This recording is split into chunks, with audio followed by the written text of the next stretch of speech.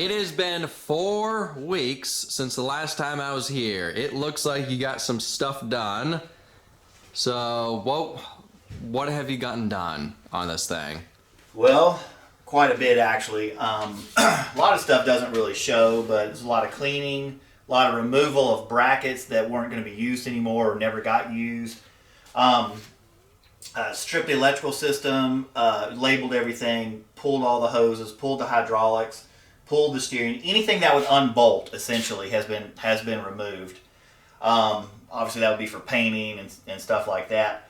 Now the hoses. Yeah, because this looks cool. Yeah, this has been done different. What they were is they were bundled, just zip tied together in a bundle and just kind of snaked down through here and stuff.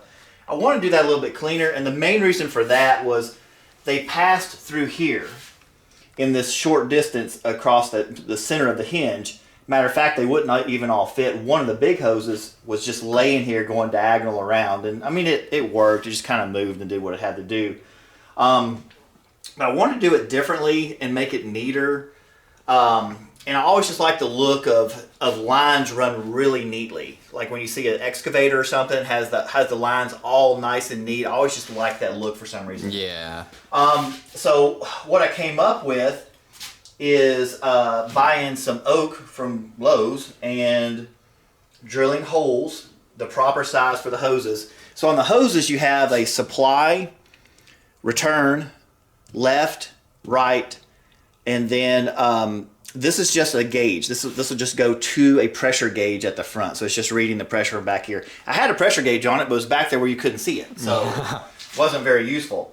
So it'll be interesting to see what pressure is required in different situations. Most situations, it's about 500 PSI or less, no more than that. And so anyway, so that drilled holes in the oak, and then split them on the bandsaw to make 2 halves. So you have each holder is 2 halves that you'd separate it and just bolt them together, and it keeps everything nice and neat.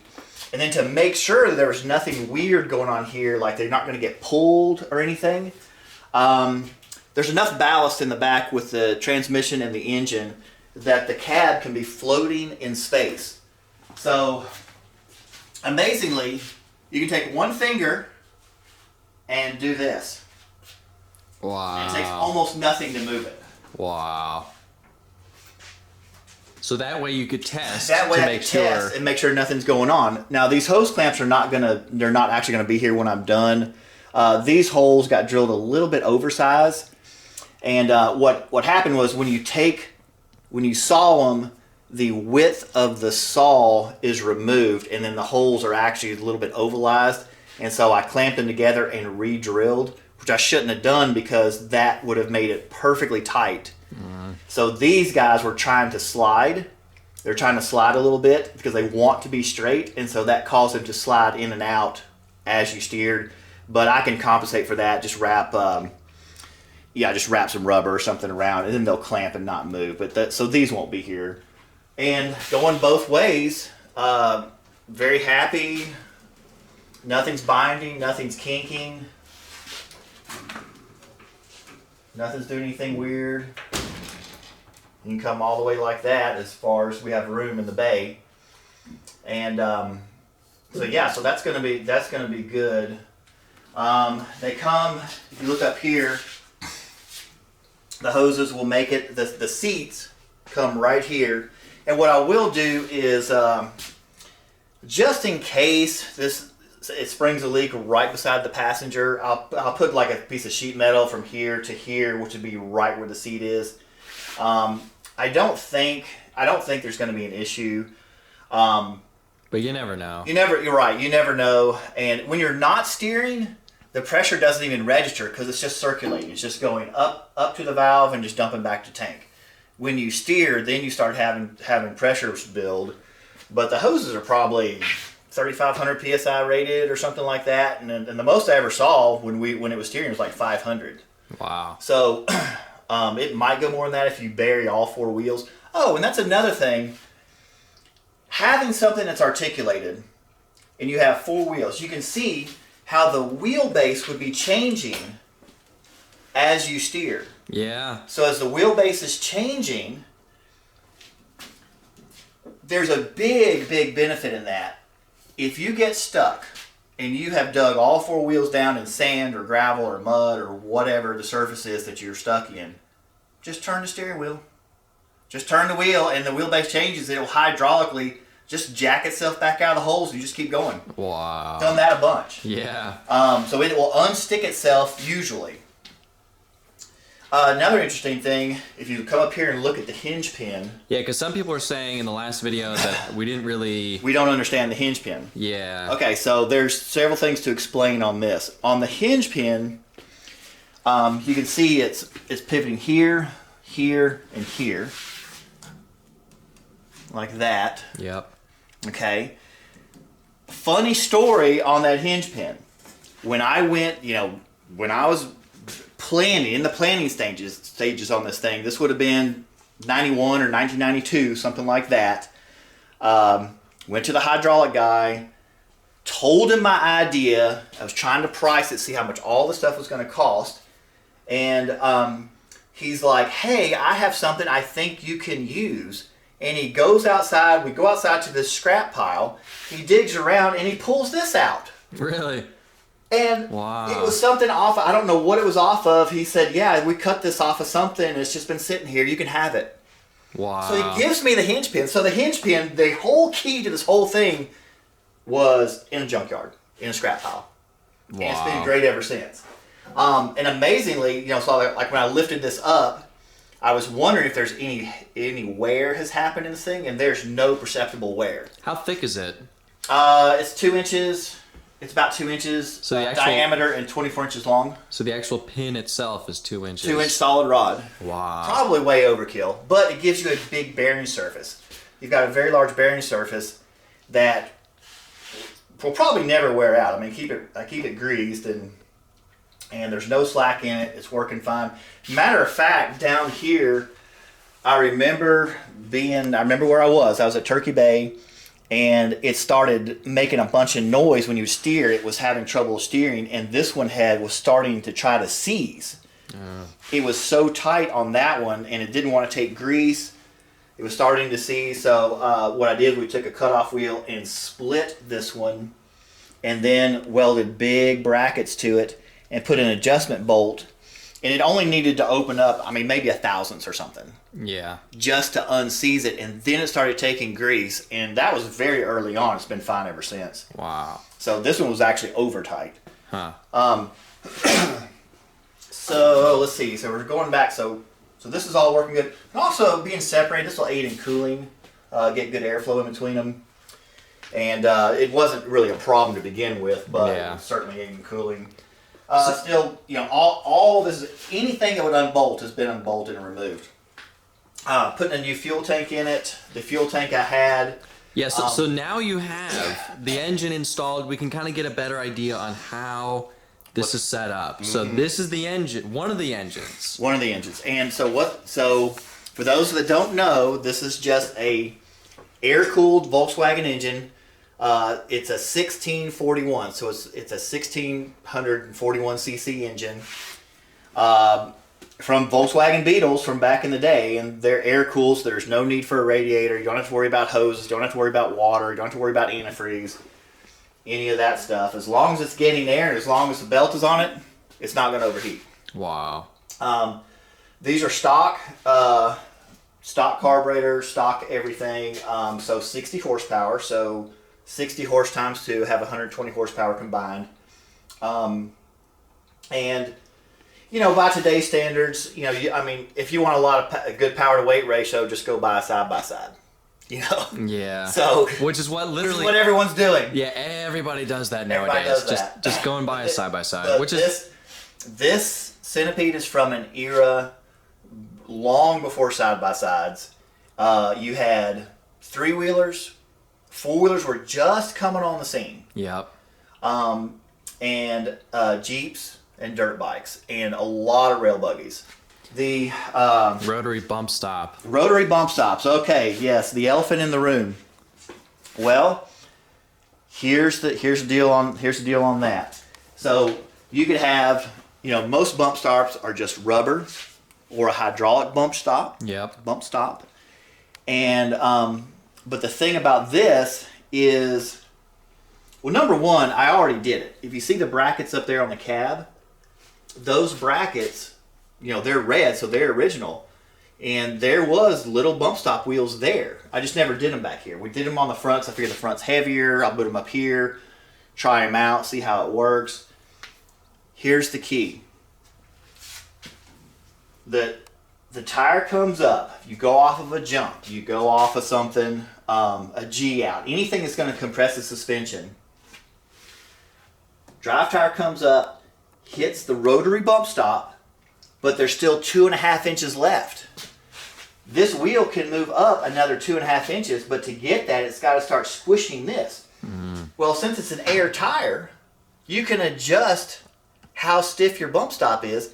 The main advantage is those shock load forces, okay? Those shock load forces are going directly into the frame.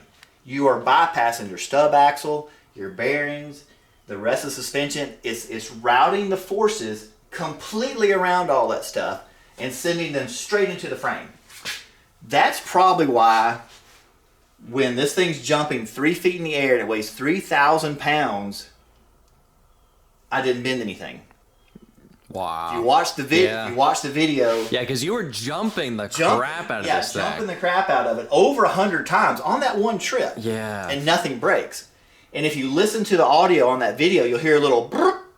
Yep. And that's the tires contacting, because I was running V-tread out there just for the sand. And so it wasn't as smooth of a tread, and so it would hit the bump stop tires and make a little noise. Yeah. Now this won't make any noise. This type of tread, it's not going to make any noise at all. So it's outside the box thinking. Yeah. No one does this, but in this application with limited wheel travel, we only have about 12 inches to play with.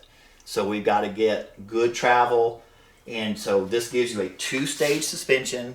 So the last 2.5 inches or so are stiffer. You can adjust it by adjusting the air pressure, and obviously it would change with the air pressure in the tire too. That's a variable also. Yeah. So fully adjustable. The best thing about it, in my opinion, is that you are routing the shock load forces completely around stuff. So you're not sending a spike load through your stub axle, through your bearings, through the reduction box, through all that stuff. You know, through all the Hinge. You're not sending all that stuff through that stuff. You're just, it's going a different direction. Yeah. It looks unique. I'm sure there's going to be mixed opinions. Some people are going to have a meltdown, but it works, and so it works. And I don't really care what it looks like. It works, and it's different, and gets people talking. Yeah, exactly. So what are we here to do now? Obviously, we did the rear suspension last time. Now we need to do the front, right? We're going to do the front. Should be somewhat easier because it should be simply copying the back. Yeah. Maybe with a few modifications, maybe a little cleaner. Yeah. One thing I do want to do on the front is, since the front's heavier and the stock shock location is still here. Yep. And in playing with it all those years ago, it worked pretty well to run dual shocks in the front, run a stock shock here, and then run my big air shock somewhere here. It was on one of these. And there's so many different shock absorbers available for a stock position, stock length. You can get air, you can get coilover, you can get the KYBs, you can get all kinds of different stuff. It adds to the tunability of the suspension. So I want to keep a stock location if possible, and of course the big air shock because of the weight. Yeah. And so obviously next thing is getting the transmission reinstalled. Did you get the new, what is it called, bell housing? Nose cone? Nose cone. I was able to source a nose cone. I've got it on. In fact, we can come over here. So this is the new one. Yeah, this is a new one. It sits higher. It sits higher than the other one. The other one sat an inch too low, and we couldn't get and this was this way, not this way. And this is how the mount's set up for right here. Yeah. There's a little vent. There's a little vent in the transmission with a little passageway, just I guess for heat, or as the oil expands, it lets air out. Since I had this off, I had the opportunity to drill and tap, and I can just snorkel this. So if this got kind of low in water or something, or you went through deep water or something, which had to be pretty deep. Yeah. It was so easy to do. I went ahead and did it, and then I could just snorkel this up somewhere higher. Yeah. Put a seal in. This is a very common modification to put a seal. They don't really even have seals from the factory. They don't expect the oil to really get past here. There's a couple of brass bushings, and so the one I took out. So when I put this on, there is no seal. There's not even provision for a seal. It's just the oil level's below that, and so they just think it's not going to leak. Well, in off-road, it's going to leak. Yeah. So a very easily accessible thing is this brass insert, and you put it in there, and then it has a seal. It has a real seal right here for the shifter. Nice. Like that. All right, so next thing is getting this transmission installed in the front, so therefore we can mock up the new front suspension. I did build a rack, or it's a carrier. a carrier, yes. We bolt this to here, and it keeps everything from flopping, and it gives us nice big handles, and we can just pick it up and carry it Yeah. without things all flopping all weird. Nice. And then as many times as 2 transaxles have to come in and out, I figure it was worth the time of about a half a day to build that thing. Yeah. Nice.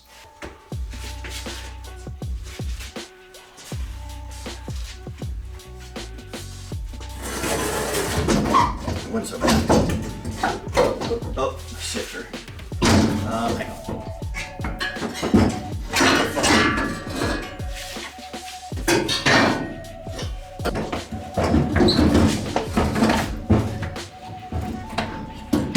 There we go. That's this little man. Nice.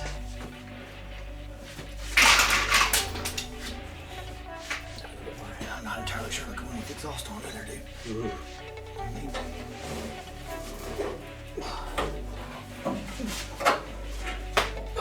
No.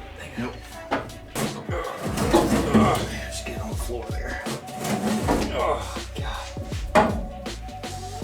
Okay. I can't really see. Tell me to lever down. You go forward. And up.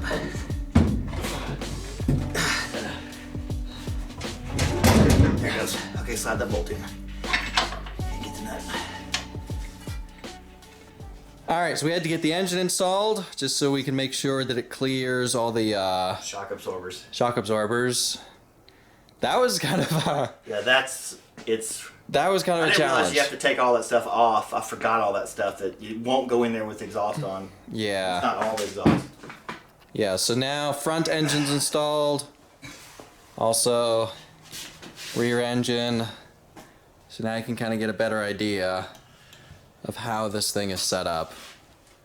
All right, so now all we have to do is just copy the rear suspension and Copy it into the front, and there's a few differences that we found in that this one boss right here is sticking out, and it was cut off the other ones.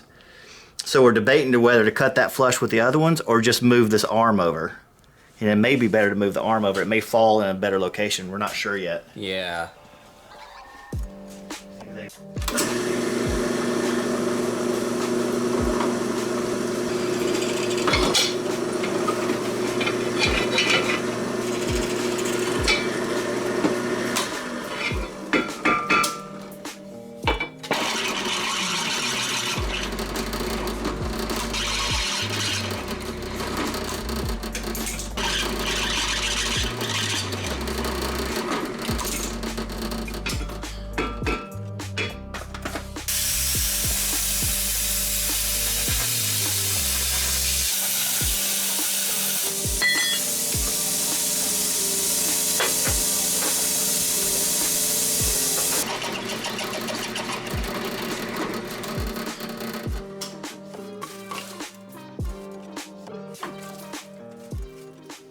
So just to try and figure out how we're gonna do the front suspension, we took the blue Adapter bracket. whatever we call that thing. We took it from the rear, mounted it on the front to try and figure out how, because we were trying to use What I wanted to do, because the front's heavier and it worked so well before, is maintain the stock location for an extra shock absorber, which is here, and then then it would go down, down in here. And the reason I wanted to do that is because the stock travel shocks, there's so much available. You can air shocks, coilovers, KYBs, and there's a lot of adjustability and a lot of easy part numbers and easy stuff to get.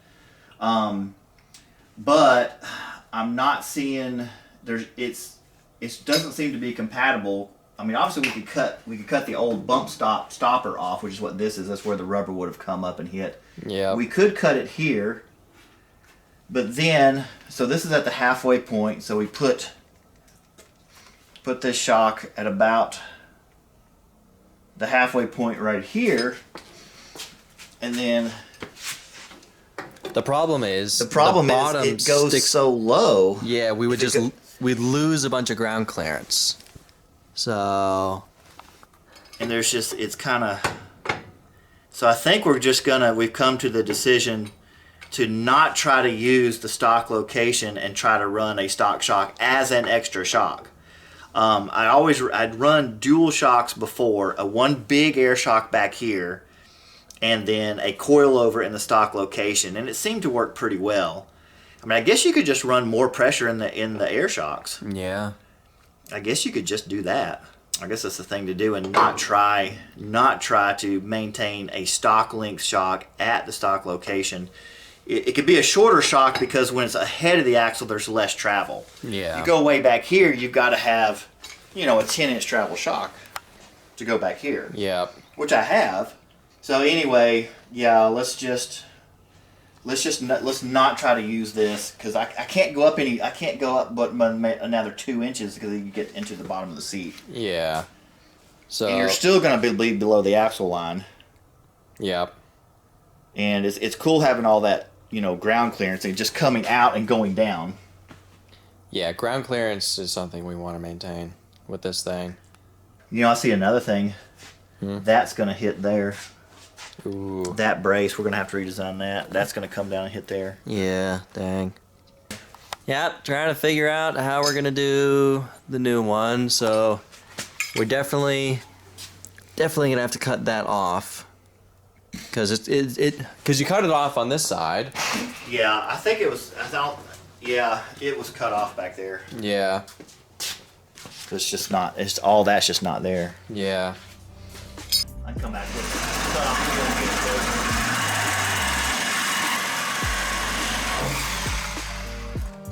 Nope.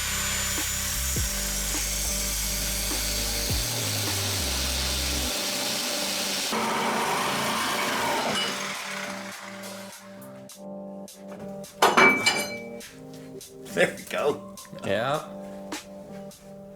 All right, so we got the front suspension mocked up with some of the rear suspension components. Now we're trying to just figure out where to put, what are we calling that? The lower control arm. The lower control arm.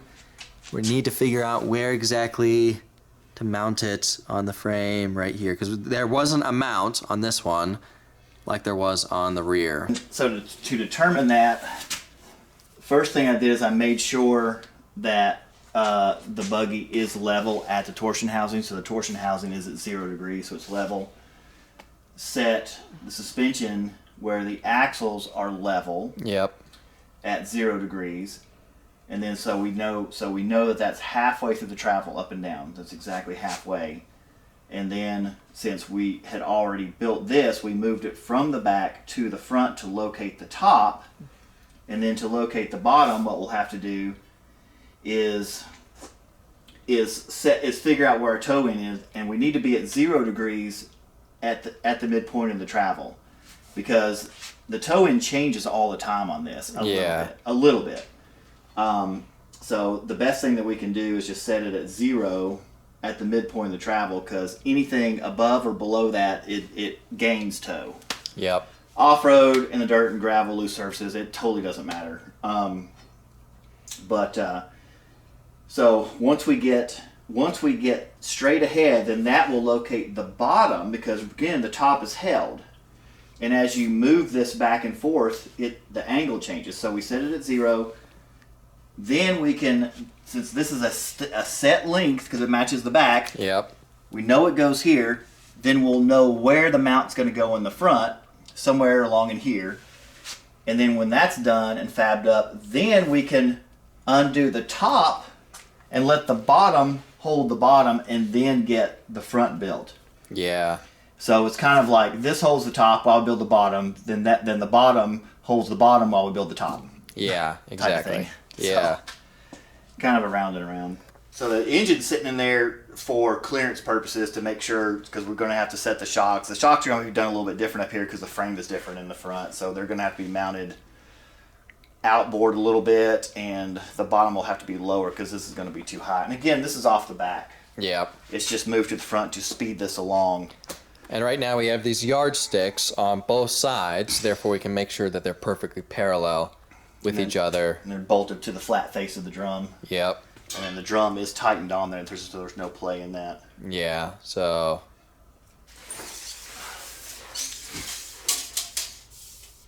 Alright, now it's at 57 and an eighth.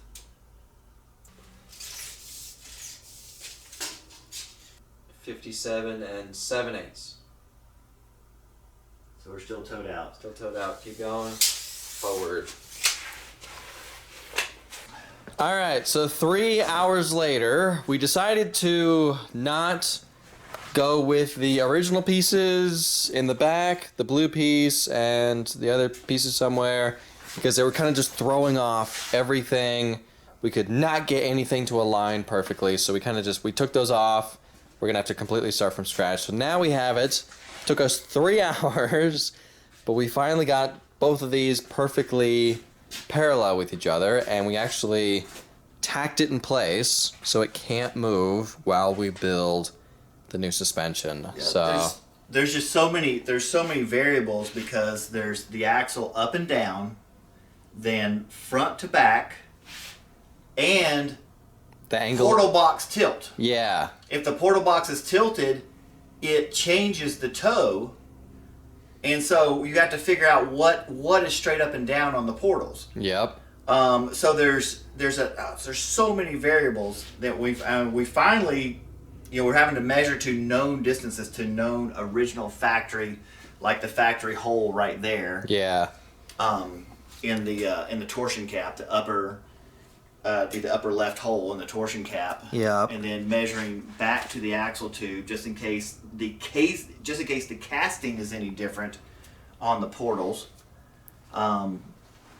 But it's very, very close. yeah. So we Very close. So we yeah, tack welded it so it can't move, and we'll build to it. yeah, yeah. So now we can start building the lower control arm that goes, where is it, from there to, we need to make a mount somewhere in the frame, right there. Then we can start working on the top piece.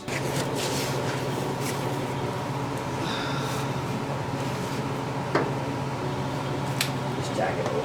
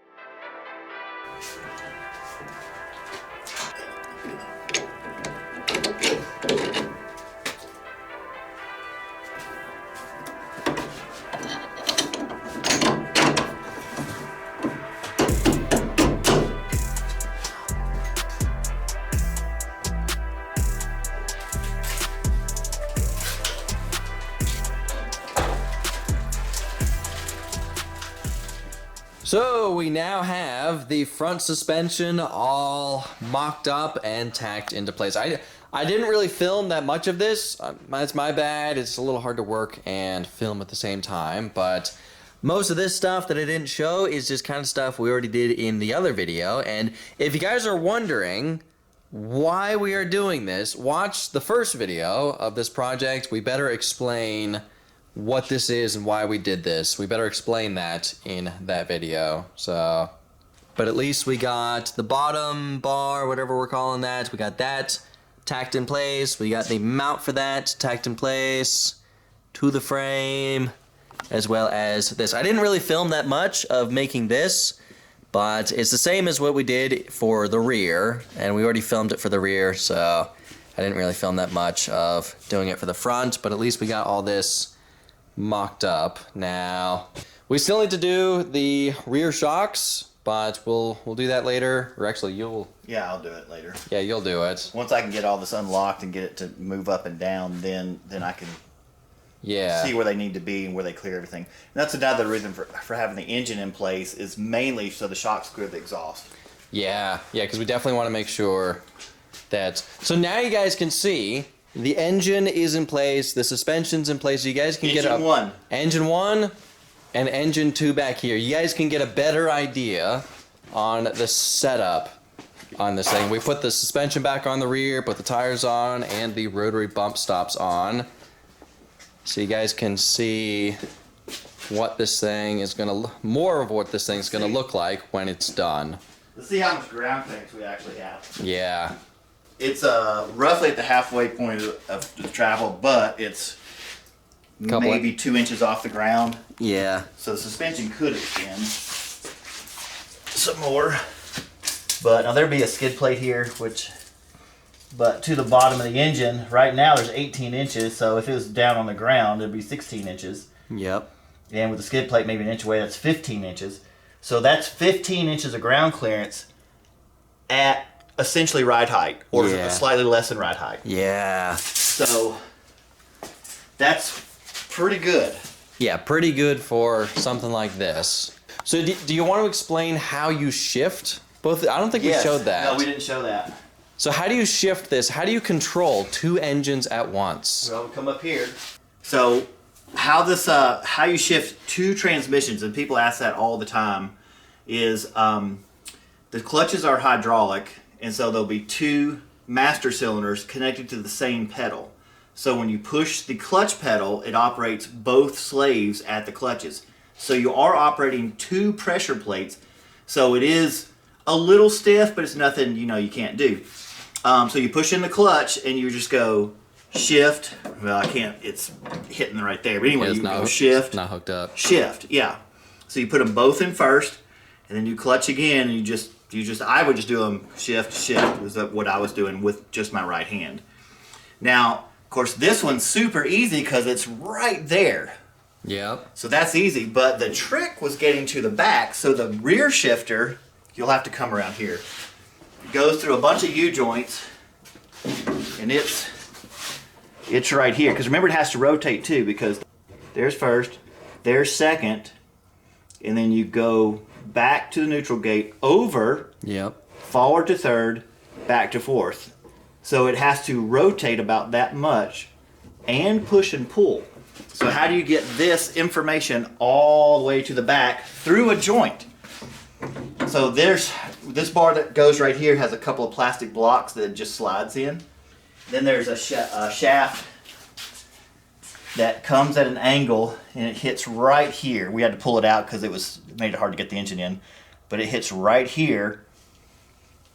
So the shaft goes like it comes like right through this angle, like this from here to here. And then there's a bearing here, and then it's just a straight shot. It's a straight shot all the way back. So this piece of conduit is the shifter. Wow. And so that would connect there and push and pull the hockey stick in and out. So it's just a straight shot from the hinge all the way back. Yeah. And it's surprisingly it works well.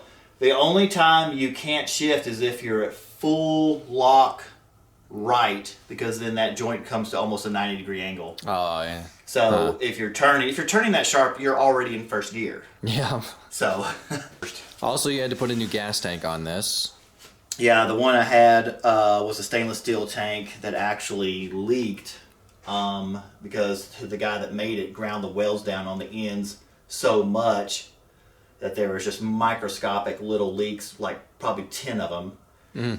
And we had actually gone all the way to Glamis with the new tank in, but I only put enough fuel in it to start it and put it on the trailer.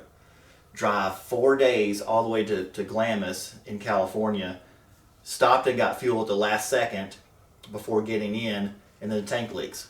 Oh. So we hadn't filled our 5-gallon cans yet, so we drained the tank out, bought all the JB Weld they had, smeared JB Weld around both ends all the way, and then let it dry overnight. And then the next day, once we set up camp, then we put gas in it, and it held gas. I had left probably 10 gallons of gas in the old tank for 25 years, and the JB Weld was still holding. Wow. It was still holding fuel. Wow. So I was like, well, I'll grind all this off and have it welded, and it was unweldable.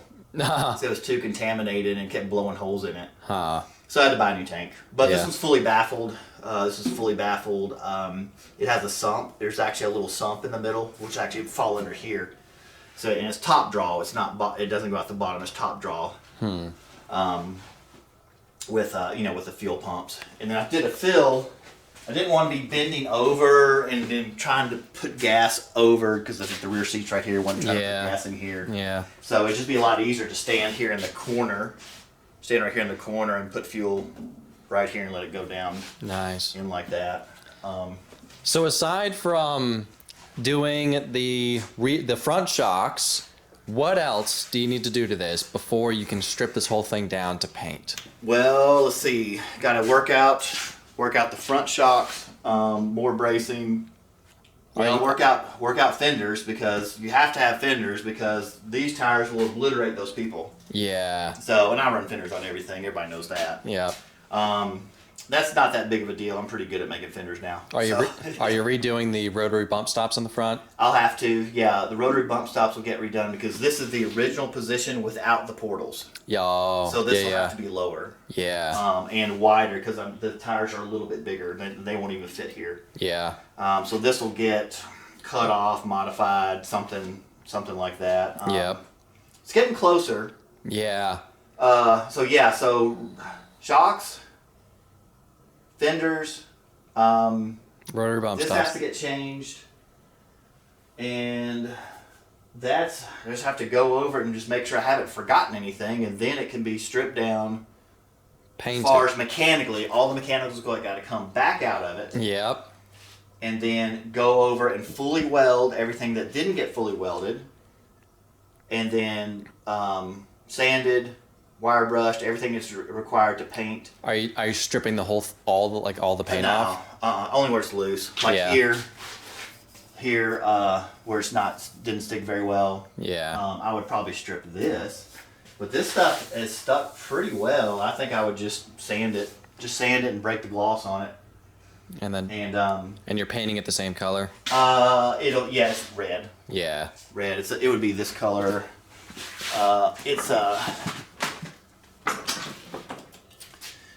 It's called Fleet Red. Ooh. So it would be this color, so you can kind of see the difference right there. Yep. Matter of fact, if you look right here, this is Little test. Rust-Oleum Cherry Red, and this is the Fleet Red. So it's not quite as bright as cherry, Yeah, it's matte versus gloss. but it's funny, it still looks gloss, and this is the same paint. Really? Yeah, believe it or not, that's the same paint. Huh. Odd. I don't know. Wow. Nice. So we're getting close to being able to finish this, but I have to leave tomorrow, so unfortunately you'll have to finish all I'll have to finish all that without me. Yeah, but we got the hardest part done, Yeah. because this setting up this stuff is really tough. Yeah. And I know we didn't really film that much of doing this. I'll be honest, it's a little hard to work and film at the same time. It is, especially when you're getting a groove and you're trying to not lose your train of thought. Yeah. And yeah. a lot of that stuff was done before. Yeah, a lot of this stuff is kind of copied from the rear, so and we kind of already showed that a little bit. Because of where we ride, we can't use the power. Yeah. Just trail ride where we are in Tennessee, Kentucky, in this area. You can't. We're not in. We don't have desert. We can't. Yeah. I mean, you can get on in some straightaways briefly. Yeah. You know, and it still has enough power. Still 120 horsepower. Yeah, it's enough to move it. That's all you need. It's enough to move it. If you watch the video in the sand dunes, it's trucking right along in the sand. Yeah. Yeah, this thing can move, and that's what people were saying. It's like, well, how fast is it? It looks like it's a slow rock crawler. It does. No, it's not. It's not. Yeah. I've had it. Believe it or not, I've had it. Years ago, I had it on the interstate. Oh. And what's crazy to go straight ahead on the interstate. Remember how accurately these two halves have to be positioned. Yeah. They have to be utterly straight ahead, but that's how precise the steering valve is. Yeah. And it will it's hydraulically locked in whatever position you stop touching the steering wheel. Wow. Or stop turning the steering wheel. Yeah, yeah. It will be hydraulically locked in that position. Wow. So yeah, it's extremely accurate steering. What do you think the top speed of this? Well, with these tires, the top speed realistically would probably be about 60. Which is plenty. Which is plenty in an articulated vehicle. Yes. Yeah, that's fast in an articulated vehicle. Yeah. Most times in trail riding, in just realistic trail riding, second gear, second gear, most stuff, straightaways, main loop type deal, third. Especially with the lower gears, I can probably actually use third more to probably make third more useful. Yeah. Before third was so far away that you're already doing 40 miles an hour by the time you hit third. So. Yeah. So it's trying to kind of rein that stuff in. And we only went up 1 inch on the tire size. Went from 30s to 31s. Yeah. I don't want to trying to strike a balance in overstressing and breakage and just from experience. Because how big were the tires on a bus? Oh, it was much smaller than that. Like a lot smaller. Yeah. Like they'd be like a metric size. They were probably maybe 26 inches tall. So 26. So it went from 26 to 31. To like 31s. Yeah, that's putting a lot and more a lot wider. Yeah. And a lot heavier. Yeah. So putting a lot of stress on everything. I don't know how much heavier this would be in a bus as far as the axle load. That's true. Yeah. Because remember. So back when I first built it, I took it to a scale, and the total weight 2,940. Wow. Okay. Front axle weight 1,720. So 1,700 pounds on the front axle. Rear 1,200. Huh. So that's not excessive. Yeah. You know, of course that's empty with nobody in it. But, yeah. Wow. But yeah, so 2940. And the only weight we've really added is the portals and the stuff to go with that. Yeah. So the suspension, the torsion bars, and the air shocks aren't really going to see much of a difference in weight. Yeah. Because it's at the wheels. So, we'll see. It should be fine. Yep.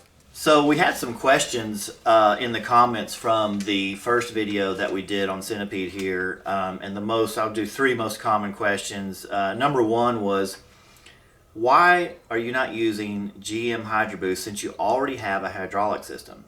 Now that's actually a pretty good question. And that was the first way that I considered doing it. Weighing all the options, looking at what's available to get power brakes, what I decided to do, well, number 1, if I used GM Hydro Boost, what they're saying is tap into the existing hydraulic system. Well, I didn't want to do that because you're tapping into the steering, and I didn't want the steering feel or ratio to change if my foot was on the brakes. Huh. So I don't want to I don't want to tie into that. So the other option would be, if you're using Hydro Boost, would be to use just a power steering pump, but then you have to figure out how to drive it. And since I want to be able to run front engine or rear engine or both, you wouldn't want to stick it on one or the other because you might not be running that engine. So it would have to go on the steering engine that just runs all the time. Well, then I have to figure out a jack shaft. You have to figure out the belt. You'd have to put more stuff, and then you'd have even more hydraulic lines. Yeah, so it's just way too much more. It complicates. Yeah, it complicates the project. It adds cost. I mean, why not just use a vacuum booster and a vacuum pump? Of course, I could pull vacuum off the engines, but then if you're going to run one or the other, you'd have to have a check valve or valves to shut the vacuum down.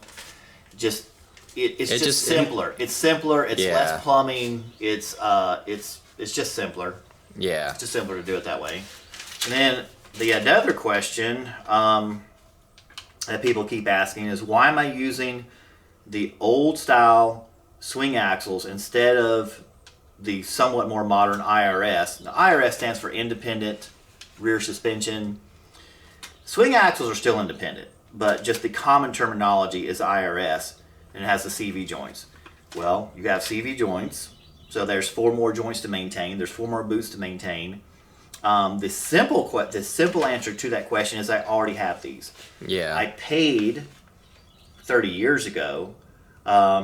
These transaxles are from like a 66 VW bus. Rancho Performance out in California.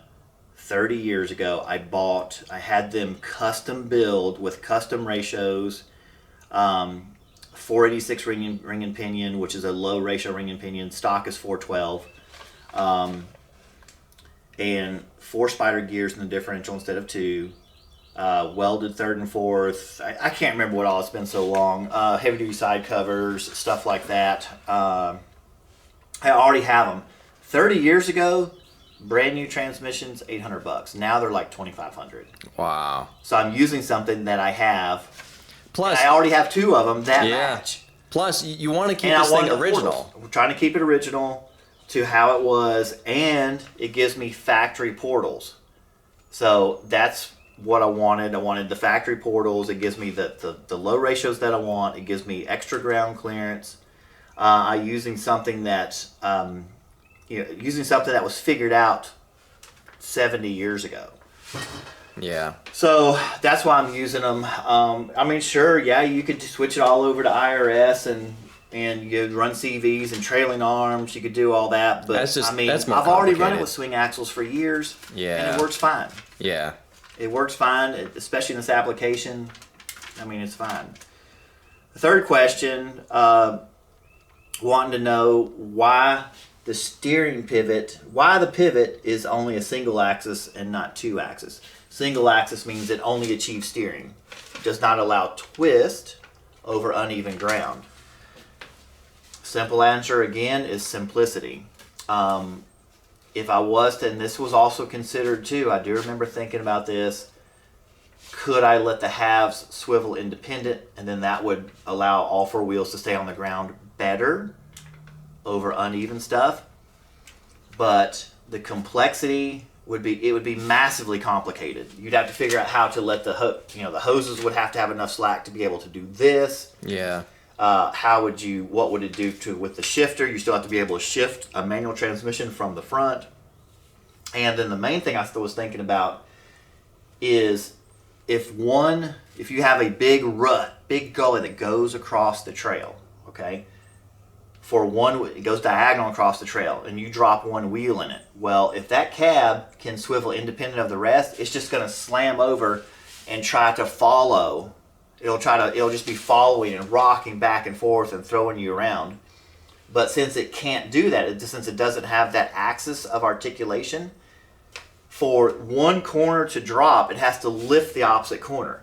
So it makes a very good average of everything, and it makes the suspension take up the unevenness instead of it just simply flopping all around. Yeah. So it makes it more stable at high speed. It's definitely more stable, definitely simpler, fewer parts, fewer joints to wear and get slack. And with the air shocks on this, they're holding approximately 40% of the weight, and the torsion bars are probably doing around 60 to 65% of the weight.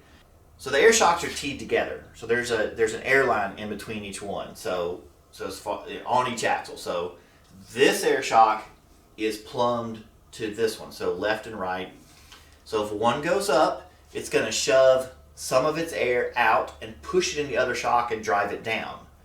So when you get diagonally supported, if that wheel's being lifted and the diagonal one's being lifted, they're transferring some of their air pressure to the other shock, pushing it down. So in that sense, it is attempting to maintain traction between the wheels and equalize traction, because it's just shoving air back and forth. And the airlines are pretty small, so it doesn't take much. They still shove the air over pretty quick. So the suspension handles the unevenness, so there's really no need to build it this way. I think it would drive. Plus, I think it would be much worse. Yeah. Plus, how would you do it? I don't know and how you maintain all the stuff going, all the hydraulics, the steering, the shifting. The shifter. There's so much stuff that has to pass through here to operate two ends. Yeah. That it just doesn't make sense, and it drives so well like it is that I would not bother to do that. Yeah, that makes sense. You're adding more stuff to just go wrong. So once you get closer to final assembly and getting these engines, I definitely want to come back and film you firing these engines up for the first time. Yeah. And test driving for the first time. Test driving it. So, but unfortunately, I have to leave tomorrow, so I'm gonna have to say that this is all I can help you with for now, and hopefully you can do the rest of it yourself. And one thing I want to say is I just want to make sure that I thank you for coming. Yes. And, yeah. You got some good food. Yep. Made you some money. Yeah. You know, so I got to show off something that is incredible that you wouldn't see otherwise. Yeah. Yeah. So next video of this project, this should be all cleaned up, painted, reassembled, and ready to be fired up for the first time in 25 years.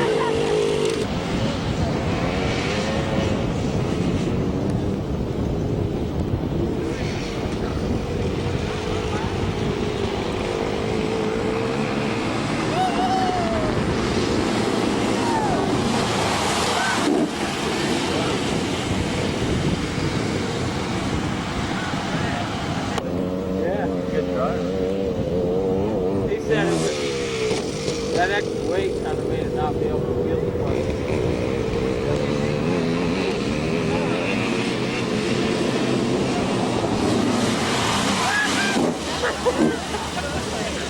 I want to jump in that son of a bitch.